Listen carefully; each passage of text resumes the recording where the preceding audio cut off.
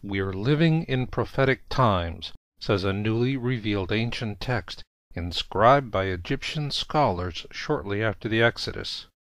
Having survived the millennia, these texts are now part of the Kolbrin Bible, and they offer incredibly accurate predictions for our near future. Several have already come to pass, and those yet to be fulfilled warn us that Muslim terrorists will soon trigger a world war that destroys the United Nations and then divides the world into bloody hegemonies. Following that, another prediction warns of a global cataclysm in which humanity suffers an ELE, an extinction-level event, complete with asteroid impacts, massive earthquakes, erupting volcanoes, and deadly tsunami waves. With such dire consequences in the offing, there are questions we must ask about these predictions. How did they come to be? What do these predictions mean to life as we know it? And does any scientific proof exist?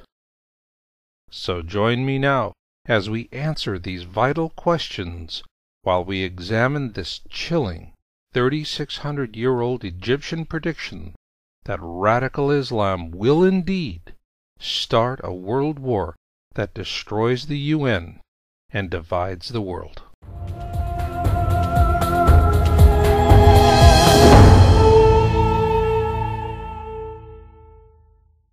The manner in which these predictions came to be is important to us because they are not inspired by God, but rather they are the result of an ancient effort much similar to that of America's own 9/11 Commission and the report they generated. The predictions we're discussing in this program were first penned in Egyptian hieratic some 3,600 years ago in the Great Book. The historical accounts in this text shows us that the Egyptians lost faith in their pantheon of gods during the 10 plagues. As Moses led the Jews through the Sinai, Egyptian scholars and scribes conducted an anthropological field study across the full breadth of Imperial Egypt's trading realm. Their singular goal was to find clues leading to the one true God of Abraham. Authored by hundreds of contributors, this encyclopedia-length secular anthology encapsulates the wisdom and folklore of many ancient cultures. Later translated from hieratic to Phoenician, and then into English by Celtic priests, this work includes several prophecies for the 20th and 21st centuries.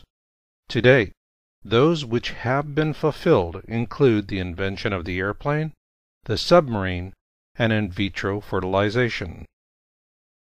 Openly studied in Britain from the time of Jesus, the texts were secreted away by Celtic priests following the arson of the Glastonbury Abbey in 1184 CE.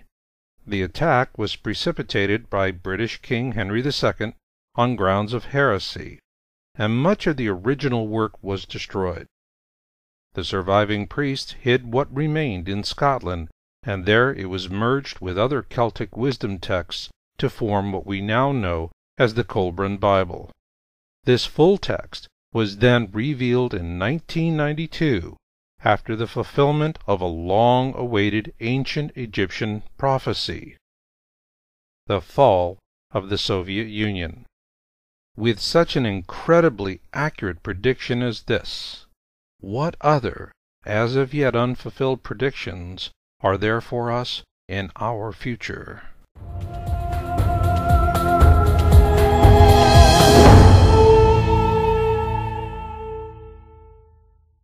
The fulfilled predictions of the past are troubling enough, but even more ominous predictions remain, and they herald the return of what the Egyptians say actually caused the 10 plagues of Exodus.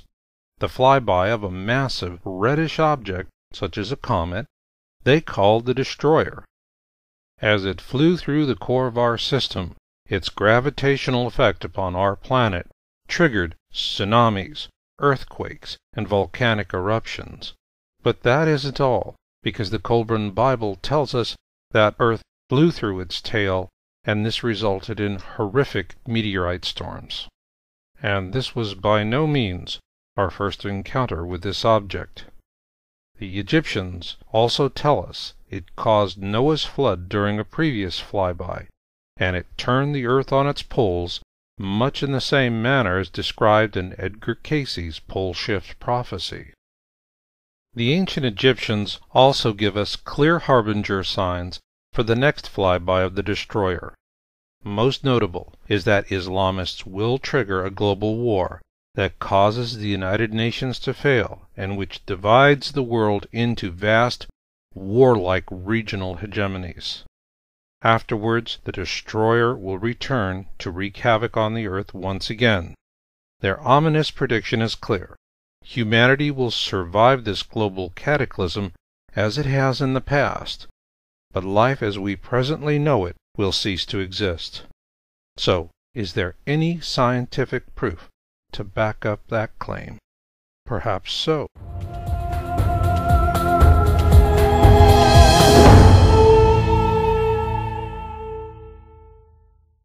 Let's assume for just a moment that the destroyer is going to fly through our system once again, as predicted by the ancient Egyptians.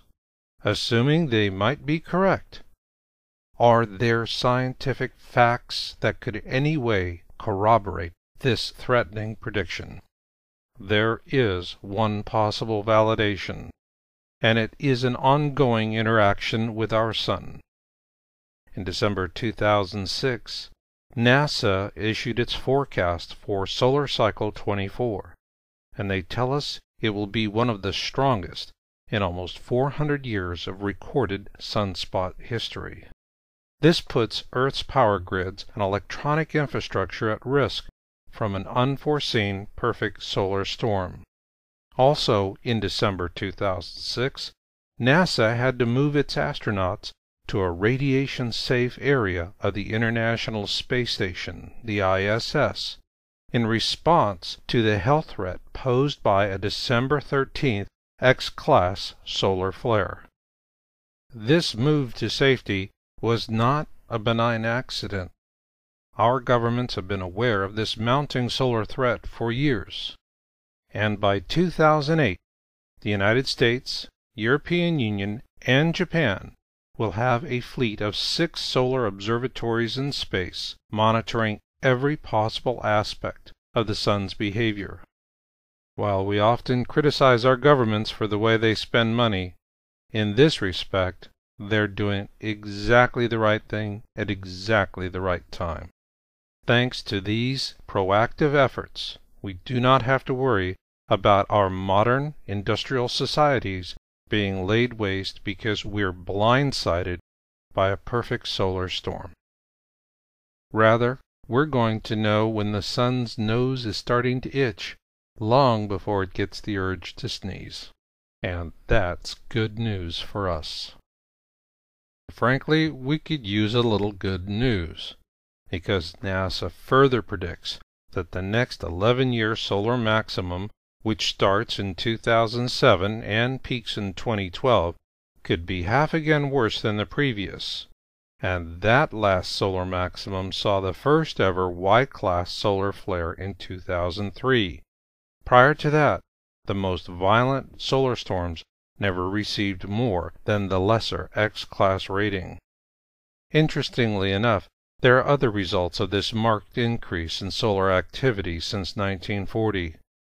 Many environmental scientists now view the Sun as being the principal engine of global warming, and a growing body of evidence for this new opinion is further corroborated by the recent global warming trends observed on Mars. So if the worst comes to pass, what can we as individuals do about it?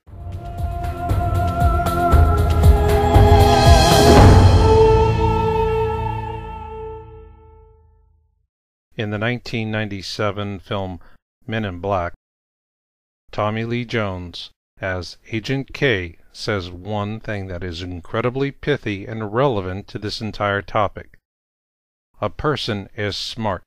People are dumb, panicky, dangerous animals. Ergo, when it comes to facing these kind of future possibilities, we can either do it as persons or we can do it as people. If you're a person, you become self-informed. And that's why you want to have the Kolbrin Bible in your home. Its historical accounts of past flybys of the destroyer are as easy to read as watching a man-on-the-street interview on television. But what makes the accounts in the Kolbrin so incredibly valuable is that they're written by the past survivors. And what they also give us is the wisdom we will need to come together to get through it. And there's a great deal to hope for. It'll be a time that's trying and difficult, but we will come out of it as a more noble and enlightened species. For the Kolbrin Bible, this is Marshall Masters.